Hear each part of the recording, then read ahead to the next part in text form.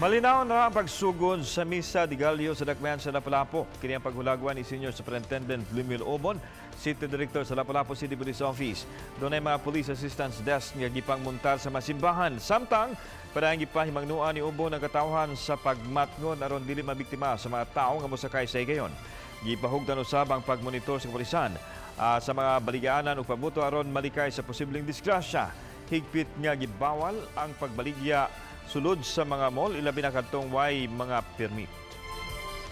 Guidance, commander's guidance from our commander-in-chief himself, sent through our chief PNP and command group, then to our regional director, din Resamoa, mga general guidelines about our actions, attitudes, everything, to ensure Merry and Happy Christmas and New Year.